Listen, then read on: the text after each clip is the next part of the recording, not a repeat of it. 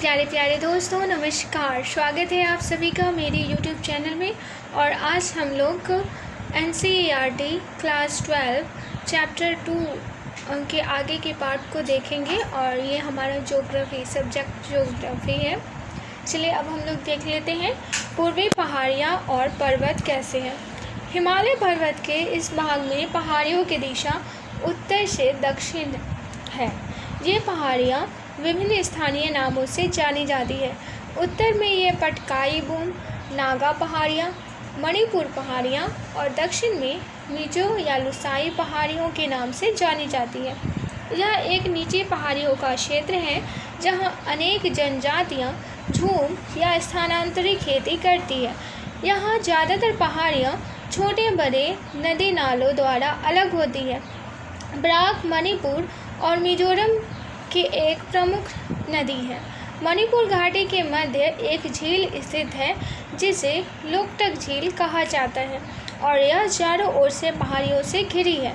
मिजोरम, जिसे molasses basin भी कहा जाता है, मृदुल और असंगठित चट्टानों से बना है। नागालैंड में बहने वाली ज़्यादातर नदियाँ ब्रह्मपुत्र नदी की सहायक नदियाँ हैं। मिजोरम और मणिपुर की दो नदियाँ बराक नदी की सहायक नदियाँ हैं, जो मेघना नदी की एक सहायक नदी है। मणिपुर के पूर्वी भाग में बहने वाली नदियाँ चिंदविन नदी की सहायक नदियाँ हैं, जो म्यांमार में बहने वाली इरावती नदी की एक सहायक नदी है। उत्तरी भारत का मैदान सिंधु, गंगा और ब्रह्मपुत्र नदियों द्वारा बहाकर लाए गए जलोढ़ निक्षेप से बना है। इस मैदान की पूर्व से पश्चिम लंबाई लगभग 3200 किलोमीटर है। इसकी औसत चौड़ाई 150 से 300 किलोमीटर है। जलोढ़ निक्षेप की अधिकतम गहराई 1000 से 2000 मीटर है। उत्तर से दक्षिण दिशा में इन मैदानों को 3 भागों में बांट सकते हैं: भाभर, तराई और जलोढ़ मैदान।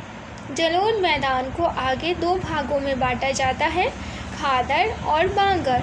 भाभर 8 से 10 किलोमीटर चौड़ाई की पतली पट्टी है जो शिवालिक गिरिपाद के समानांतर फैली हुई है। उसके परिणाम स्वरूप हिमालय पर्वत श्रेणियों से बाहर निकलती नदियाँ यहाँ पर भारी जलभार जैसे बड़े शैल और गोलाश्म जमा कर देती है और कभी कभी स्वयं इसी में लुप्त हो जाती है। भाभर के दक्षिण में तराई क्षेत्र है जिसकी चौड़ाई 10 से 20 किलोमीटर है। भाभर क्षेत्र में लुप्त नदियाँ इस प्रदेश में धरातल पर निकलकर प्रकट होती है और क्योंकि इसके निश्चित वाहिकाएं नहीं होती है, ये क्षेत्र अनुप बन जाता है जिसे तराई कहते हैं। यह क्षेत्र प्राकृतिक वनस्पति में ढका रहता है और विभिन्न प्रकार के वन्य प्राणियों का घर है। तराई से दक्षिण में मैदान है जो पुराने और नए जलोढ़ से बना होने के कारण बांगर और खादर कहलाती है। इस मैदान में नदी की प्रौढ़ावस्था में बहने वाली अपर्दनी और निक्षेपण स्थलाकृतियाँ जैसे बालू, रोदिका, विसर्प, गोखुर जिले और गुम्फित नदियाँ पाई जाती हैं। ब्रह्मपुत्र घाटी का मैदान नदियाँ, द्वीप और बालू रोदिकाओं की उपस्थिति के लिए जाना जाता है। यहाँ ज़्यादातर क्षेत्र में समय समय पर बाढ़ आती रहती है और नदियाँ अपना रास्ता बदलकर गुम्फित वाहिकाएँ बनाती है। उत्तरी मैदान को देख सकते हैं यहाँ पे चित्र के माध्यम से। उत्तर भारत के मैदानों में बहने वाली विशाल नदियाँ अपने मुहाने पर विश्व के बड़े बड़े डेल्टाओं का निर्माण करती है, जैसे सुंदरबन डेल्टा। सामान्य तौर पर यह एक सपाट मैदान है जिसके समुद्र तल से औसत ऊंचाई 50 से 100 मीटर है। हरियाणा और दिल्ली राज्य सिंधु और गंगा नदी तंत्रों के बीच जल विभाजक है। ब्रह्मपुत्र नदी अपनी घाटी में उत्तर पूर्व से दक्षिण पश्चिम दिशा में बहती है, परंतु बांग्लादेश में प्रवेश करने से पहले धुबरी के समीप यह नदी दक्षिण की ओर 90 डिग्री मुड़ जाती है। ये मैदान उपजाऊ जलोढ़ मिट्टी से बने हैं जहाँ कई प्रकार की फसलें जैसे गेहूँ, चावल, गन्ना, जूट उगाई जाती हैं, अतः यहाँ जनसंख्या का घनत्व ज़्यादा है। प्रायद्वीपीय पठार नदियों के मैदान से 150 मीटर से ऊपर उठता हुआ प्रायद्वीपीय पठार त्रिकोणीय आकार वाला कटा-फटा भूखंड है, जिसकी ऊंचाई 600 से 900 मीटर है। उत्तर पश्चिम में दिल्ली, कटक, अरावली विस्तार, पूर्व में राजमहल पहाड़ियाँ, पश्चिम में गिर पहाड़ियाँ और दक्षिण में इलायची कार्डामम पहाड़ियाँ प्रायद्वीपीय पठार की सीमाएं निर्धारित करती है। उत्तर पूर्व में शिलोंग तथा कार्बी एंगलोंग पठार भी इसी भूखंड का विस्तार है। प्रायद्वीपीय पठार को एक बार फिर से देख लेते हैं। नदियों के मैदान से 150 मीटर ऊंचाई से ऊपर उठता हुआ प्रायद्वीपीय पठार त्रिकोणीय आकार वाला कटा-फटा भूखंड है, जिसकी ऊंचाई 600 से 900 मीटर है। उत्तर पश्चिम में दिल्ली, कटक, अरावली विस्तार, पूर्व में राजमहल पहाड़ियाँ, पश्चिम में गिर पहाड़ियाँ और दक्षिण में इलायची पहाड़ियाँ प्रायद्वीपीय पठार की सीमाएं निर्धारित करती हैं। उत्तर पूर्व में शिलोंग तथा कार्बी एंगलोंग पठार भी इसी भूखंड का विस्तार है। प्रायद्वीपीय भारत अनेक पठारों से मिलकर बना है, जैसे हजारीबाग पठार, पालायू पठार, रांची पठार, मालवा पठार, कोयम्बटूर पठार और कर्नाटक पठार। यह भारत के प्राचीनतम और स्थिर भूभागों में से एक है। सामान्य तौर पर प्रायद्वीपीय की ऊंचाई पश्चिम से पूरब को कम होती चली जाती है, जिसका प्रमाण यहाँ की नदियों के बहाव की दिशा से भी मिलता है। प्रायद्वीपीय पठार की कुछ नदियों के नाम बताएं जो बंगाल की खाड़ी और अरब सागर में गिरती है। कुछ स्थलाकृतियों के नाम भी बताएं जो पूरब की ओर प्रवाहित नदियों से संबंधित है, परंतु पश्चिम दिशा में बहने वाली नदियों से संबंधित नहीं है। इस क्षेत्र की मुख्य प्राकृतिक स्थलाकृतियों में टॉर ब्लॉक पर्वत, भ्रंश घाटियाँ, पर्वत स्कंध, नग्न चट्टान संरचना, टोकरी पहाड़ी श्रृंखलाएँ और क्वार्ट्ज भित्तियाँ शामिल हैं, जो प्राकृतिक जल संग्रह के स्थल हैं। इस पठार के पश्चिम और उत्तर पश्चिम भाग में मुख्य रूप से काली मिट्टी पाई जाती है। प्रायद्वीपीय पठार के अनेक हिस्से भू-उत्थान व निमज्जन, भ्रंश तथा विभंग निर्माण प्रक्रिया के अनेक पुनरावृत्ति दौर से गुजरे हैं। भीमा भ्रंश का उल्लेख करना आवश्यक है, क्योंकि वहाँ बार बार भूकंपीय हलचलें होती रहती हैं।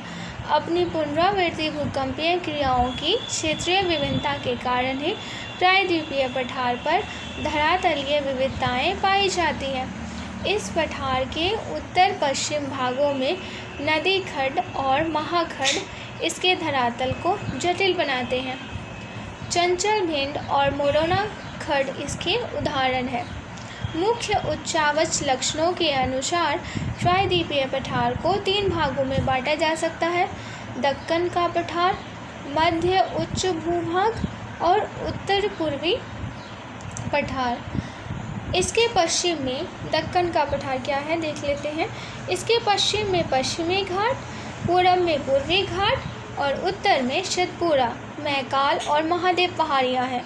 पश्चिमी घाट को स्थानीय तौर पर अनेक नाम दिए गए हैं, जैसे महाराष्ट्र में सह्याद्री, कर्नाटक और तमिलनाडु में नीलगिरी और केरल में अन्नामलाई और इलायची पहाड़ियाँ। फिर से देख लीजिए, दक्कन के पठार को 3 नाम दिया गया है, जैसे महाराष्ट्र में सह्याद्री, कर्नाटक और तमिलनाडु में नीलगिरी और केरल में अन्नामलाई और इलायची पहाड़ियाँ। पूर्वी घाट की तुलना में पश्चिमी घाट ऊंचे और अविरत है। इनकी औसत ऊंचाई लगभग 1500 मीटर है, जो कि उत्तर से दक्षिण की तरफ बढ़ती चली जाती है। प्रायद्वीपीय पठार की सबसे ऊंची चोटी अन्नाईमुडी 2695 मीटर है, जो पश्चिमी घाट को अन्नामलाई पहाड़ियों में स्थित है। दूसरी सबसे ऊंची चोटी अन्नामलाई देख लीजिए कौन से राज्य में, केरल में कहा जाता है, और ये अन्नाईमुडी अन्नामलाई पर स्थित है, जिसकी ऊंचाई 2695 मीटर है, जो पश्चिमी घाट की अन्नामलाई पहाड़ियों में स्थित है। दूसरी सबसे ऊंची चोटी डोडा बेटा है और यह नीलगिरी पहाड़ियों में है। नीलगिरी पहाड़ियाँ कहाँ कहा जाता है? कर्नाटक और तमिलनाडु में। ज़्यादातर प्रायद्वीपीय नदियों की उत्पत्ति इन्हीं पठारों के माध्यम से हुई है। अन्नामलाई और इलायची केरल में कहा जाता है, महाराष्ट्र में सह्याद्री और कर्नाटक और तमिलनाडु में नीलगिरी कहा जाता है, किसको? दक्कन के पठार का ही अनेक नाम है। और अन्नामलाई पर स्थित अनाई मुंडी इसकी सबसे ऊंची चोटी है और सेकंड ऊंची चोटी डोडा बेटा है, जो कि नीलगिरी पहाड़ियों में स्थित है। ज़्यादातर प्रायद्वीपीय नदियों की उत्पत्ति पश्चिमी घाट से है। पूर्वी घाट अविरत नहीं है और महानदी गोदावरी, कृष्णा और कावेरी नदियों द्वारा अपर्दित है। यहाँ की कुछ मुख्य श्रेणियाँ जावादी पहाड़ियाँ, पालकोंडा श्रेणी, नल्लामाला पहाड़ियाँ और महेंद्रगिरी पहाड़ियाँ हैं। पूर्वी और पश्चिमी घाट नीलगिरी पहाड़ियों में आपस में मिलते हैं। पूर्वी और पश्चिमी घाट जो है वो नीलगिरी पहाड़ियों में आपस में मिल जाते हैं। मध्य उच्च भाग पश्चिम में अरावली पर्वत इसकी सीमा बनाते हैं। इसके दक्षिण में सतपुड़ा पर्वत उत्कृष्ट पठार की श्रेणियों से बना है, जिनकी समुद्र तल से ऊंचाई लगभग 600 से 900 मीटर है। ये दक्कन की पठार की उत्तरी सीमा बनाते हैं। ये अवशिष्ट पर्वतों के उत्कृष्ट उदाहरण है, जो कि काफ़ी हद तक अपर्दित है और इनकी श्रृंखला टूटी हुई है। प्रायद्वीपीय पठार के इस भाग का विस्तार जैसलमेर तक है। यहाँ यह अनुदैर्ध्य रेत के टिब्बों और चापाकार रेतीले टिब्बों से ढके हैं। अपने भूगर्भीय इतिहास में यह क्षेत्र कायांतरित प्रक्रियाओं से गुजर चुका है और कायांतरित चट्टानों जैसे संगमरमर, स्लेट और नाइस की उपस्थिति इसका प्रमाण है। समुद्र तल से मध्य उच्च भूभाग की ऊंचाई 700 से 1000 मीटर के बीच है और उत्तर तथा उत्तर पूर्व दिशा में इसकी ऊंचाई कम होती चली जाती है। यमुना की अधिकतर सहायक नदियाँ विंध्याचल और कैमूर श्रेणियों से निकलती हैं। बनास चंबल की एक मुख्य सहायक नदी है, जो पश्चिम में अरावली से निकलती है। मध्य उच्च भूभाग का पूर्वी विस्तार राजमहल की पहाड़ियों तक है, जिसके दक्षिण में स्थित छोटा नागपुर पठार खनिज पदार्थों का भंडार है। अब उत्तर पूर्व पठार को देख लेते हैं। मध्य उच्च भूभाग आप लोग समझ गए होंगे। इसकी ऊंचाई समुद्र तल से लगभग 700 से 1000 मीटर के बीच है और उत्तर तथा उत्तर पूर्व दिशा में इसकी ऊंचाई कम होती चली जाती है। उत्तर तथा उत्तर पूर्व दिशा में यमुना की अधिकतर सहायक नदियाँ विंध्याचल और कैमूर श्रेणियों से निकलती हैं। बनास चंबल की एकमात्र मुख्य सहायक नदी है, जो पश्चिम में अरावली से निकलती है।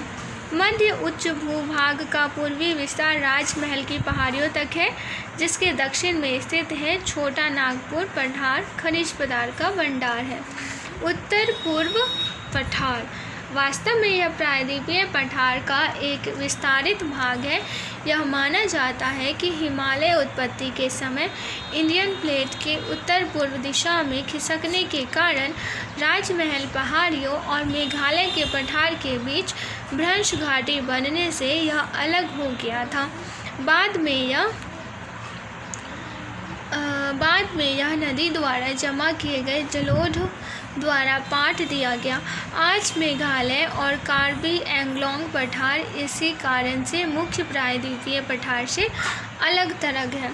इसमें आवास करने वाली जनजातियों के नाम के आधार पर मेघालय के पठार को 3 भागों में बांटा गया है: गारो पहाड़ियाँ, खासी पहाड़ियाँ, जयंतिया पहाड़ियाँ। असम की कार्बी एंगलोंग पहाड़ियाँ भी इसी का विस्तार है। छोटा नागपुर के पठार की तरह मेघालय के पठार भी कोयला, लोहा, सिलिमेनाइट, चूने के पत्थर और यूरेनियम जैसे खनिज पदार्थों का भंडार है। इसी क्षेत्र में अधिकतर वर्षा दक्षिण पश्चिम मानसून से होती है। परिणाम स्वरूप मेघालय का पठार एक अति अपर्दित भूतल है। चेरापूंजी नग्न चट्टानों से ढका स्थल है और यहाँ वनस्पति लगभग नहीं के बराबर है। भारतीय मरुस्थल।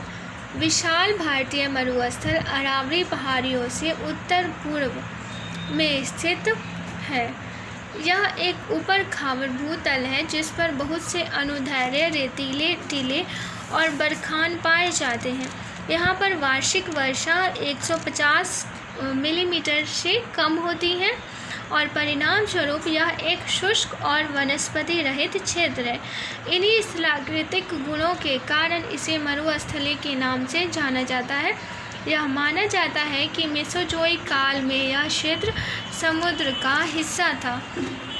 इसकी पुष्टि आकल में स्थित काष्ठ जीवाश्म पार्क में उपस्थित प्रमाणों तथा जैसलमेर के निकट बृहस्पति के आसपास के समुद्री निक्षेप में होता है। भारतीय मरुस्थल का चित्र यहाँ पे दिया हुआ है। क्या आप इस चित्र में दिखाए गए बालू के टिब्बों के प्रकारों की पहचान कर सकते हैं? इसको देख लीजिए। काष्ठ जीवाश्म की आयु लगभग 18 करोड़ वर्ष आंकी गई है। यद्यपि इस क्षेत्र की भूगर्भिक चट्टान संरचना प्रायद्वीपीय पठार का विस्तार है, तथापि अत्यंत शुष्क दिशाओं में कारण इसकी धरातलीय आकृतियाँ भौतिक अपक्षय और पवन क्रिया द्वारा निर्मित हैं। यहाँ के प्रमुख स्थलाकृतियाँ स्थानांतरित रेतीले टीले, शतरक चट्टानें और मरु उद्यान दक्षिण भाग में है। ढाल के आधार पर मरुस्थल को दो भागों में बांटा जा सकता है।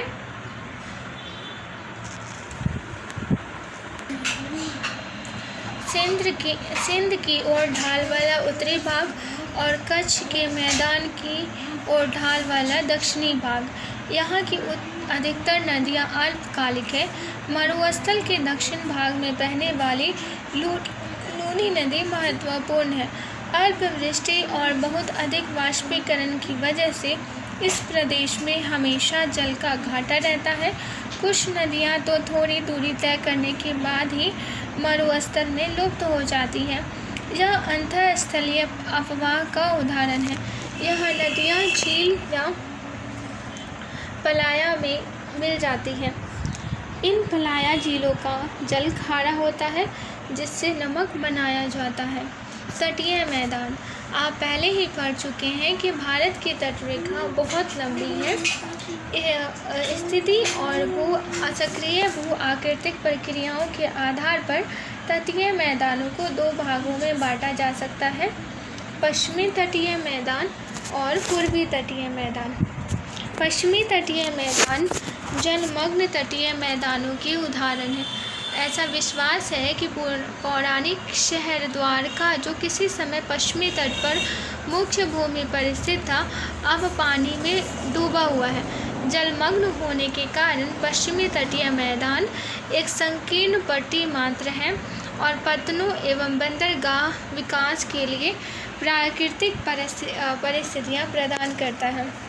यहाँ पर स्थित प्राकृतिक बंदरगाहों में कांडला, मझगांव, JN नावा शोवा, मरमागांव, मैंगलोर, कोचीन शामिल है। उत्तर में गुजरात तट से दक्षिण में केरल तट तक फैले पश्चिमी तटीय मैदान को निम्नलिखित भागों में विभाजित किया गया है: गुजरात का कच्छ और काठियावाड़ तट, महाराष्ट्र का कोंकण तट और गोवा तट, कर्नाटक तथा केरल में क्रमशः मालाबार तट। पश्चिमी तटीय मैदान मध्य में संकीर्ण है, परंतु उत्तर और दक्षिण में चौड़े हो जाते हैं। इस तटीय मैदान में बहने वाली नदियाँ डेल्टा नहीं बनाती हैं। मालाबार तट की विशेष स्थलाकृति कयाल, जिसे मछली पकड़ने और अंतःस्थलीय नौकायन के लिए प्रयोग किया जाता है और पर्यटकों के लिए विशेष आकर्षण का केंद्र है। केरल में हर वर्ष प्रसिद्ध नेहरू ट्रॉफी वल्लमाकाली नौका दौड़ का आयोजन पुन्नामदाकयाल में किया जाता है। पश्चिमी तटीय मैदान की तुलना में पूर्वी तटीय मैदान चौड़ा है और उभरे हुए तट का उदाहरण है। पूर्व की ओर बहने वाली और बंगाल की खाड़ी में गिरने वाली नदियाँ यहाँ लंबे चौड़े डेल्टा बनाती हैं, जिसमें महानदी, गोदावरी, कृष्णा और कावेरी की डेल्टा शामिल है। उभरा तट होने के कारण यहाँ पतन और पोताश्रय कम है। यहाँ पर महाद्वीपीय शेल्फ की चौड़ाई 500 किलोमीटर है, जिसके कारण यहाँ पतनों और पोताश्रयों का विकास मुश्किल है। पूर्वी तट के कुछ पतनों के नाम बताइए। 26 दिसंबर 2004 को अंडमान और निकोबार द्वीपों पर एक प्राकृतिक आपदा ने कहर ढाया। यहाँ आप इस आपदा का नाम बता सकते हैं।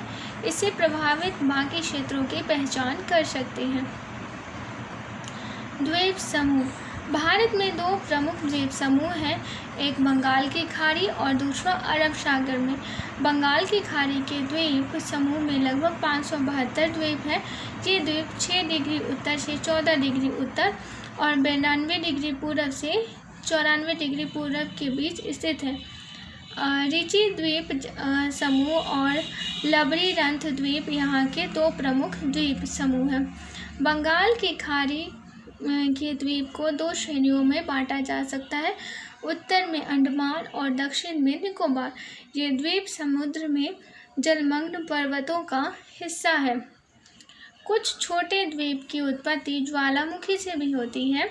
बैरन आइलैंड नामक भारत का एकमात्र जीवंत ज्वालामुखी भी निकोबार द्वीप समूह में स्थित है। यह द्वीप असंगठित कंकड़ पत्थरों और गोलाश्मों से बना हुआ है।